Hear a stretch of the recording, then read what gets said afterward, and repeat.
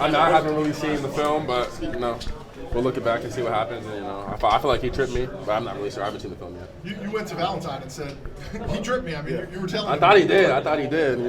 It's a basketball. I'm not sure if it was a basketball player or not. I haven't really seen the video, but I'll see it. What happens when you say this team, you just played some of your best basketball? Today? Yeah.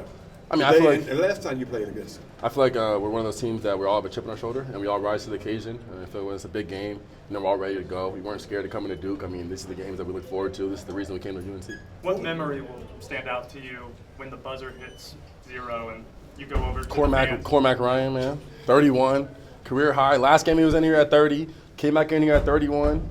Yeah, almost had like the same amount of points as how old he is, but that dude's tough. And Elliott's buzzer beater too. I feel like that was, it's kind of cool to see Elliott hit that buzzer beater. I feel like it kind of looked like when Marcus Page hit that buzzer beater, a little double clutch. Was that a little bit like a couple of those late buzzer beaters and shot clocks that beat you guys earlier this year? 100%. I mean, now you got one go your way. It's good to have the ball go our way this time. Harrison, how much of a tone setter were the first two Cormac threes? He shot them both from the same spot, back-to-back plays. How much of a tone setter was that? I feel like it's just the confidence that he has. It's been up and down season for all of us. That's basketball. You have good games, bad games, good shoot nights, bad shoot nights. But he's one of the most confident guys I've ever met in my life. And whether he's shooting bad or not, he's gonna let it fly. You didn't get hit with any water or ice, did you? At the end? I got hit with water, ice. I got hit with a gumball. Yeah, who just has a gumball? But it was all. Did it feel good at all? Like refreshing? Yeah, it was lit. I was just talking. We were talking crazy. It was fun. Harrison, they could have been 43-42 with Jeremy hit that three, and the place was about as live as it was all night. Hubert said that he was pretty ticked off. Kind of reasserted y'all's assertiveness essentially after that. You went on a 9-1 run. Right. What happened during that 9-1 and what was it about what Hubert said that helped inspire that? I feel like we picked our pace back up. I feel like we were slowing the game down. We were getting rebounds, and instead of pushing, we have fast guards. We play small ball. We were kind of slowing it down, and we got back to our secondary break, pushing the ball, getting the ball inside the Mondo, and just dominating. We got Kyle with 3 fouls early in the second half, and we kind of dominated from there. As good as you guys were early, was that maybe the key stretch of the game? 100%. I mean, it's their gym. It's a big gym, big-time environment. We knew they were going to run eventually, whether it was first half, second half. I mean, they're a really good team, too, and they weren't just going to let us, beat them by 20. I mean, we knew they were going to run. It was a big game. Cormac looked like he was pointing at one specific person as he was walking past the fence. Was there one specific person who got to him? Not that I know. I'm going to ask him and see. Thanks for telling me that. I didn't see that. Take us inside the locker room when you guys got done with this, and you're not having to share the title. You guys had said you didn't want to share it. At all. What was it like down there as you came off the court? It was kind of the same scene as every other win. We go in there, we're dancing, we're telling Cormac he's him. Cormac's sick in the head. Cormac is his best game ever. I mean, career high, national stage against Duke. I mean, you couldn't ask for a better night than that for him. And, for us, it just felt good to secure that title. And, what else could we have asked for coming to UNC? I mean, UNC Duke, last game of the season for the title. I mean, what else could we have asked for? Was there anything from Cormac earlier in the day that, let you know that maybe this was going to be a night like this for him? Say it one more time. Was there anything from Cormac earlier in the day that, told you, hey, he might have a heater tonight? Nothing specifically. I mean, he kind of has the same routine. He shoots the same shot, same exact routine after shoot-around, before shoot-around, and before the game. He does the same thing. This night was his night. Where does that psycho or sick in the head stuff come from? What does he do that you guys are all Just his intensity. He's always intense. People are always asking me, where does he get that intensity from? And I'm always saying, he's just an intense guy in general. So, I feel like, personally, I think he's a psycho. I'm a little scared of him. He does that tongue out thing. When was the first time that you saw him do that? Sticking the tongue out after hitting a shot? I mean, if I feel like in the Bahamas, that's whenever he started doing that, whenever we got into a pretty heated battle against Villanova, and then ever since then, it's kind of been his little celebration. When did you guys start saying he was sick in the head? I've always, since I first met him, the first day I met him, I thought he was sick in the head. That's off the court, too?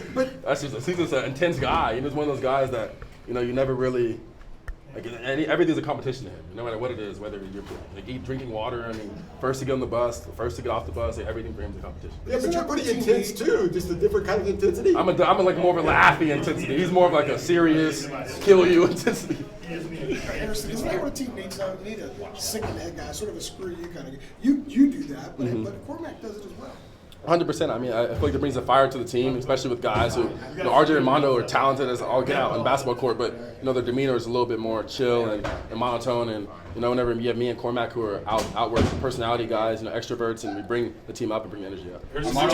Did you envision kind of getting along with him because of that, or do you think you would clash because of that? I mean, I didn't know him coming in, so I had no idea what it was going to be. But, you know, I love it. I mean, I love personalities. I love everyone's personality. I mean, whether you're intense or not, whether you're chill or not, whether you're quiet or talkative, I feel like I can get along with everybody. Armando talked about how this is the first year where Armando was saying how this is the first year Hubert Davis has had a team that really matches his personality. Mm-hmm. What would you describe that personality in a few words, and how important has that been to help UNC win its first regular season share? I think first and foremost, off the court, great guy, you know, give it back to the people, respectful to everybody, no problems off the court. I feel like everybody on our team is, you know, good people, and you couldn't find one bad thing to say about anybody on our team. And on the court, you know, we kind of flip a switch, and we turn into intensity, you know, competitiveness. We don't want to lose. We have a chip on our shoulder no matter who we're playing.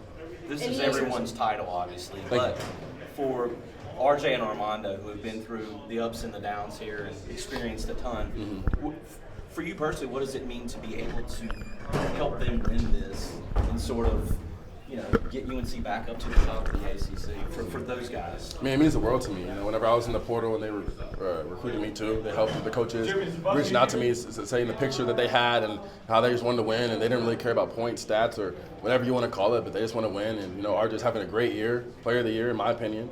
It should be y'all's opinions, but in my opinion, he's player of the year. And our votes are due tomorrow, by the way. Give it to him, please. Okay. We'll see what we can do. Well, he's still going on. Yeah, also let me finish.